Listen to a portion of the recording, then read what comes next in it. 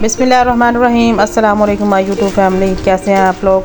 उम्मीद है खैरियत से होंगे। जहाँ रहें आबाद रहें, खुश रहें, हमेशा ज़्यादा मुस्कुराते रहें। आज नई रेसिपी के साथ आपके सामने हाजिर हो गए हैं, तो चलिए इसको बनाना शुरू करते हैं। इसके लिए सबसे पहले मैंने कढ़ाई ली है, इसमें ऐड किया 1 किलो दूध है मेरे पास, बॉइल्ड किया हुआ और मलाई वाला, ठीक है ना। अब इसमें ऐड कर दूँगी छोटी इलायची है मेरे पास, और 2 छोटी इलायची मैंने ऐड की हैं इसके अंदर। अब हम इसको पकने के लिए छोड़ देंगे, और साथ इसमें ऐड कर देंगे चीनी है मेरे पास, हाफ़ कप चीनी है।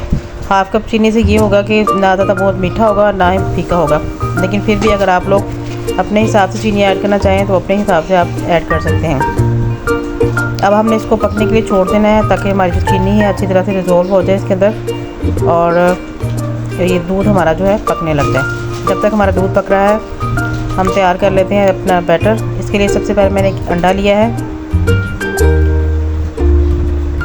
अंडे को हमने अच्छी तरह से बीट कर लेना। जितना अच्छा अंडा फिटा होगा ना, उतना ही अच्छा ही रेसिपी में इस्तेमाल हो जाएगा। सफ़ेदी और जर्दी दोनों को अच्छी तरीके से ना बीट कर लेना, या अच्छे तरीके से फेंट लेना है। जैसे इस तरीके से अब मैं इसको कर दूँगी साइड पे। और अब मैं लूँगी एक बर्तन, खुला बर्तन ले लें या बाउल ले लें आप।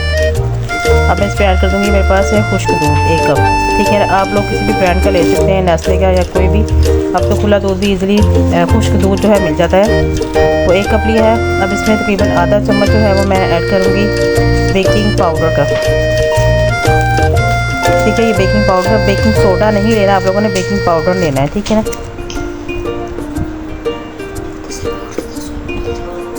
और साथ इसमें ऐड करूँगी 1 चम्मच है मैदा, इनको मैंने छान लिया था, ठीक है ना। अब इसको तमाम चीज़ों को मिक्स करेंगे, और इसमें ऐड करेंगे देसी घी 1 चम्मच, सिर्फ 1 चम्मच ऐड करना है, इससे ज़्यादा आप लोगों ने ऐड नहीं करना। अगर आप लोग ज़्यादा ऐड करेंगे तो जो हमारी रसमलाई है वो टूट जाएगी और फट जाएगी, ठीक है ना। तो अब थोड़ा सा अंडा ऐड करें, एकदम से सारा अंडा ऐड नहीं करेंगे, थोड़ा थोड़ा अंडा ऐड करके हम इसको अच्छी तरह से इसकी डो तैयार कर लेंगे रसमलाई की। तो हाथों की मदद से अच्छे तरीके से आप इसको बाइंड करते जाएँ, और थोड़ा थोड़ा अंडा ऐड करते जाऊँगी मैं, ठीक है ना। अंडा ऐड करने के साथ ही मैं इसको अच्छे तरीके से गूंद लूँगी। इसका जो हम आटा गूंदते हैं वैसे नहीं, बहुत ज़्यादा थिक नहीं करना हमने, और इसको नॉर्मल इसकी क्वांटिटी रखनी है, लेकिन थिकनेस इतनी होनी चाहिए कि आराम से इसको हाथ में ले सके। ये देखिए आप। अब हम इसके बॉल बना लेंगे छोटे छोटे से। साइज़ जो है वो आप पे डिपेंड करता है, आप देख लेंगे छोटे बॉल बनाने हैं या बड़े बनाने हैं। ये देखिए इस तरह बना के इसको प्रेस करके इसका पेड़ा बना लेंगे छोटा सा। मैंने राउंड शेप दी है, आप कोई भी बना सकते हैं जो आपको पसंद हो। इस तरीके से आप रसमलाई बनाएंगे तो पहली दफ़ा में ही आपकी परफेक्ट रेसिपी जो रसमलाई की ना वो बन जाएगी इंशाल्लाह ताला। ये देखिए ये सेकंड हो गई। इसी तरीके से मैं तमाम जो रसमलाई की डो है, पेड़े हैं, वो तैयार कर लूँगी।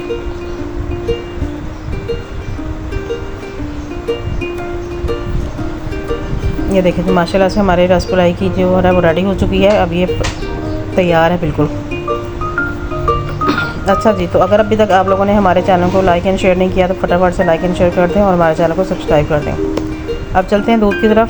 दूध हमारा गर्म हो चुका है, और चीनी जो है वो अच्छी तरह से मिक्स हो गई है, और दूध जो है हमारा गाढ़ा हो गया है।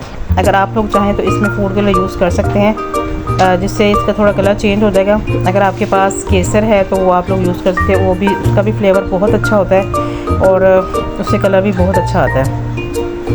अब केसर अवेलेबल नहीं थी तो इसलिए मैंने फ़िलहाल इस पर कोई चीज़ ऐड नहीं की। आप चाहें तो फूड कलर भी यूज़ कर सकते हैं इसकी सिर्फ कलर चेंज करने के लिए। दूध हमारा अच्छे से गर्म हो गया है, तो अब हम इसमें डालेंगे रसमलाई के जो हमने पेड़े तैयार किए हैं ना। आपने यहाँ पे ये कोशिश करनी है कि दूध पकता हुआ नहीं होना चाहिए, बिल्कुल जो फ्लेम है आपने स्लो कर देनी है, जैसे दम वाली होती है ना उस पर, ठीक है। क्योंकि अगर हम पकते हुए दूध में रसमलाई डालेंगे ना तो ये फ़ौरन से आपकी टूट जाएंगे, फट जाएंगे, ख़राब हो जाएंगी। तो दूध ऐसे स्टे होना चाहिए, जैसे आपको नज़र आ रहा है ना, ऐसे मैंने दूध को स्टे मतलब किया हुआ है, और अपनी रसमलाई जो इसमें ऐड कर दिया। अभी हम 5 से 10 मिनट के लिए इसको एज इट इज़ छोड़ देंगे, ताकि अच्छे तरीके से दूध में सेट हो जाए, ठीक है। ये देखें क्या आहिस्ता आहिस्ता से फूलना शुरू हो गई हैं, तो आप चम्मच की मदद से ऊपर इसके ऊपर दूध मैं ऐड करती जाऊँगी, ताकि ये दूसरी तरह से भी अच्छे तरीके से हमारी रसमलाई जो है पक जाए, और अच्छी तरह से ये अपनी फूल जाए। ये देखें जैसे ये सेट होंगी तो फिर मैं थोड़ी फ्लेम जो है इसकी हम थोड़ी सी तेज़ कर देंगे, ताकि दूध हमारा जो है पकने लग जाए। इसकी साइड्स मैंने चेंज कर दी है चम्मच की मदद से। देखिए माशाल्लाह हमारी रसमलाई बिल्कुल टूटी नहीं है, कहीं से ख़राब नहीं हुई, परफेक्ट बन गई है। ये देखिए जी दूध पकने लग गया था, تو میں نے یہ دیکھیے رس ملائی آپ چیک کریں دونوں طرف سے پھول گئی ہے اچھے طریقے سے اور بہت بہترین سی شکل آ گئی ہے اس کی. ریڈی ہو گئی ہماری رس ملائی. اب ہم اس کو کریں گے ڈش آؤٹ. بسم اللہ الرحمن الرحیم. یہ دیکھیں جی آپ لوگوں نے اس کو دودھ میں ایز اٹ از بھی تقریباً 10 سے 15 منٹ کے لیے چھوڑ دینا ہے تاکہ جو دودھ ہے وہ اچھی طرح رس ملائی میں ابزورب ہو جائے اور یہ ان کی جو یہ فلفی سی مزیدار سی ہو جائیں گی. تو ماشاءاللہ سے امید ہے کہ آپ لوگوں کو ہماری ریسیپی پسند آئے گی. جب آپ لوگ اس کو ٹرائی کریں گے تو آپ لوگ ضرور بتائیے گا کمنٹ باکس میں. اب ہم گارنش کریں گے اس کو. میرے پاس ہے بادام ہے, ان کو میں نے باریک باریک کاٹ لیا تھا. یہ دیکھیں اب ہم گارنش کر دیں گے باداموں کے ساتھ. اگر اس کے علاوہ آپ لوگ کوئی اور ڈرائی فروٹ بھی یوز کرنا چاہتے ہیں تو وہ بھی کر سکتے ہیں, کاجو پستہ بادام. تو ملتے ہیں نیکسٹ ویڈیو میں, تب تک کے لیے اپنا خیال رکھیے گا اور ہمیں دعاؤں میں یاد رکھیے گا. اور ایز یوزول ہمارے چینل کو لائک اینڈ سبسکرائب کر دیجیے گا. اور یہ ساتھ میں اوپر میں شرفیاں لگا رہی ہوں اس کی کلر کے لیے. اپنا بہت سا خیال رکھیے گا اور اللہ تعالیٰ ہم سب کے لیے آسانی پیدا کرے. کل ان شاء اللہ تعالیٰ ایک نئی ریسیپی کے ساتھ ایک نئی جوش کے ساتھ آپ کے سامنے دوبارہ حاضر ہوں گے ہم. یہ دیکھیں اب مجھے دیجیے اجازت. اللہ حافظ.